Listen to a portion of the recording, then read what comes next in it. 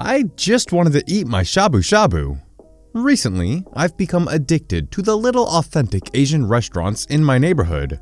I have also found that I adore Japanese hot pot, also known as Shabu Shabu.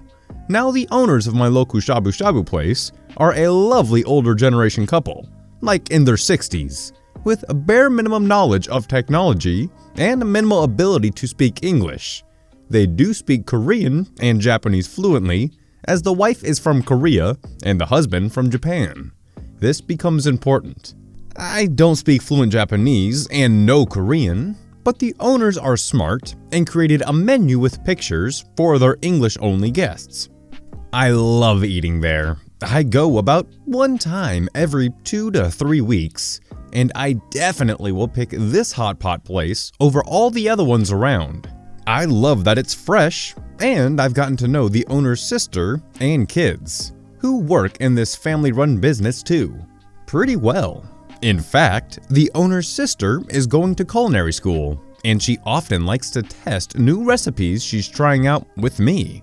Food is truly a universal language for us and most of the neighborhood. Now, while this place is authentic, that also means that a majority of their customers come in because they know exactly what they want and when.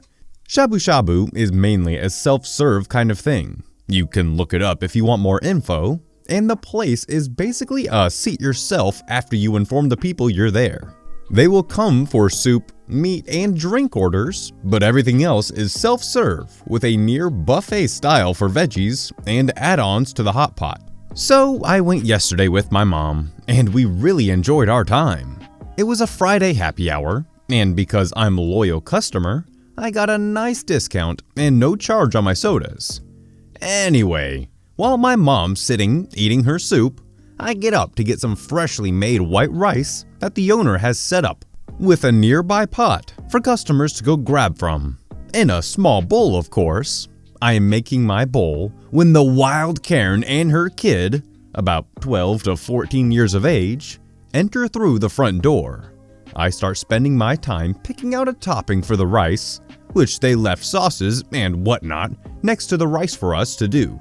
The wild Karen begins making a huffing noise. When I glance behind me, I see that the owner's daughter is still prepping a dessert on the patio for a couple, and that the other server, his sister, is loaded down with multiple dishes of cold meat to set out at different tables for waiting customers.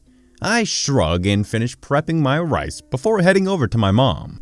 I didn't know the wild Karen had followed me.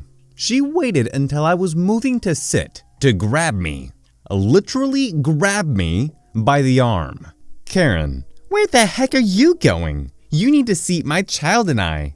Me, I don't work here. You just need to grab a table and someone will come, eventually. Karen, what the heck kind of service is this? You need to serve me like you did this fatso. She pointed at my mom.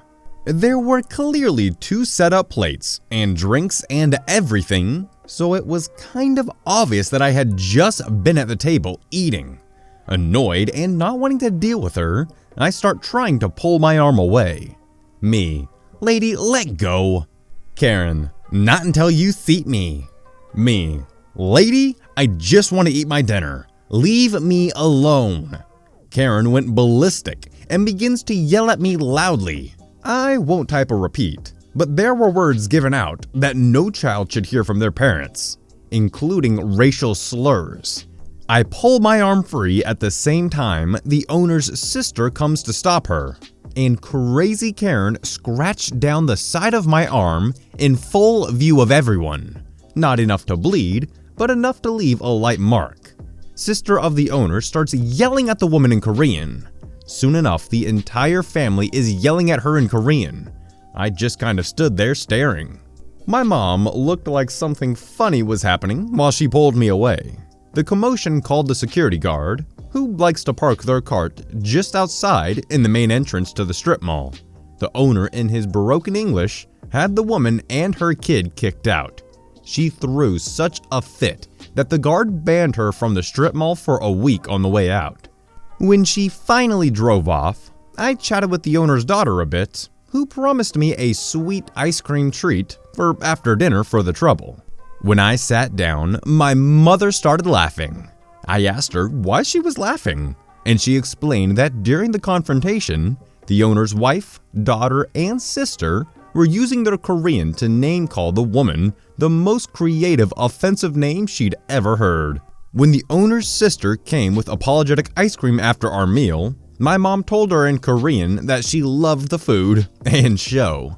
Turns out that my blonde, blue-eyed, and clearly white mother was the only person in the entire restaurant, aside from the family, that spoke enough Korean to understand what they were yelling, and it was all creative insults. They didn't even try to talk about serving her.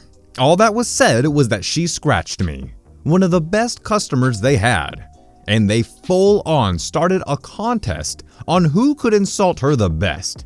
Hence why my mom had a hard time keeping from laughing. By the end of what my mom had said, everyone in the place with us was laughing and back to the happy mood. I am so glad I enjoy this place so much and can't wait until next week.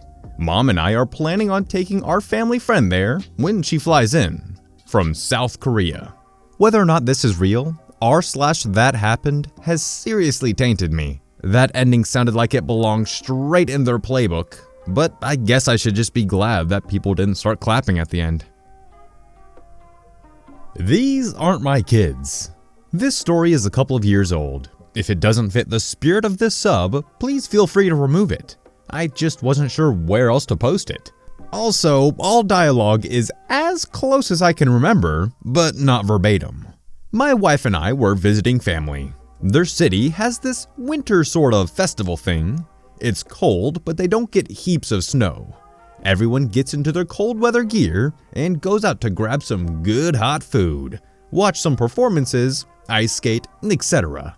I was helping some family with a little home renovation, mostly the destruction part, and lost track of time.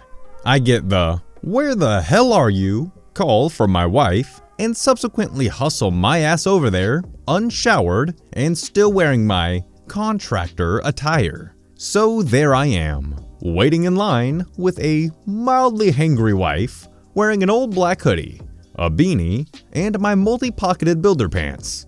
The line is pretty long, but eventually splits off into maybe 1/2 dozen separate lines to get a ticket and enter the grounds. We get to our ticket booth and ask for 2 adult tickets. The girl manning the booth sort of sighs at us, takes my card, runs it, and says, "2 adults and 3 kids." My wife and I look at each other. It's pretty loud with all the people, but she definitely said 3 kids, right? So I correct her and say, "No, just the 2 adults, please." Ticket lady looks like she's well and truly over this festival and its patrons. Tells me, "Look guy, a family pass is only $2 extra and the kids have to be counted for fire safety." My generally happy demeanor is starting to slip. "I said 2 adults please, we don't have any kids." Ticket lady leans out of the booth, points down and says in her biggest teenage sass, "Well, what are those?" I follow her finger, and damn if there aren't 3 kids right next to me. The kids are maybe 8, 5, and 3.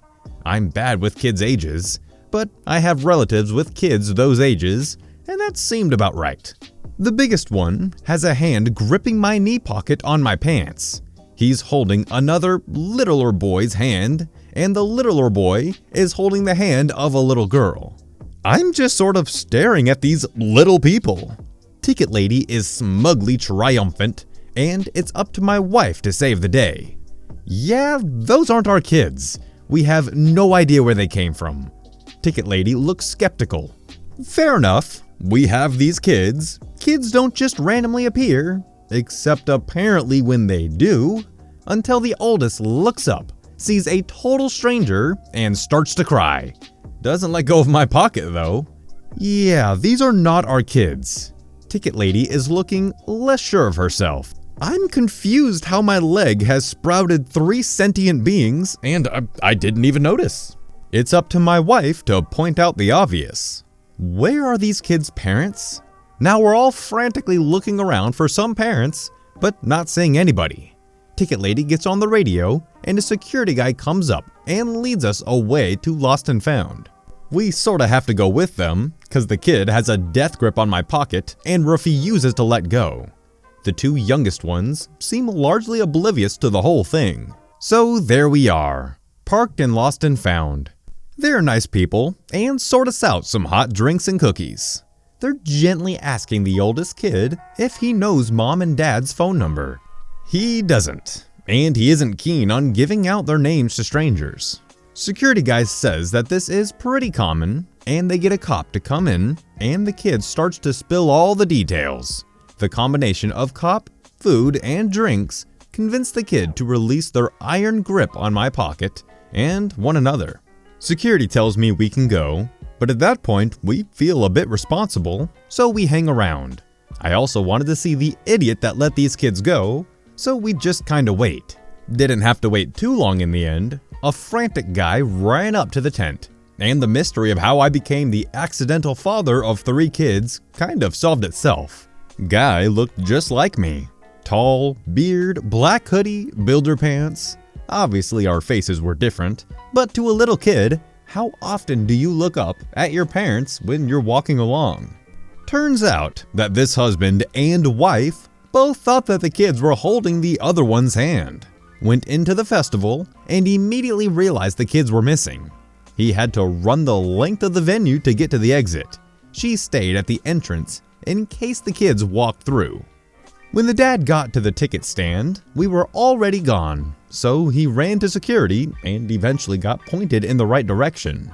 He calls his wife, and I can already hear her crying with relief. The cops tell us that this apparently happens all the time. Kid wipes his nose and grabs the leg that looks like the right one, and the family separates. We shake hands with the dad and the cops, hand off the kids, and go back to the ticket line. A slightly less smug ticket lady reverses the family charge on my card and lets us in for free. We had a good time and got a story out of it, so I guess all's well that ends well. Although that lady's customer service could definitely use a bit of improvement, I am curious just how many times she's heard BS excuses from parents as to either why they shouldn't have to pay for their kids or that their bearded 16-year-old son is actually under 13. Alrighty guys, that's gonna wrap it up for today. I hope you enjoyed the video, and if you did and you're new around here, maybe consider subscribing. And if you really liked it, then maybe give it a thumbs up and a share. Anyways, I will see you in the next one. Peace out.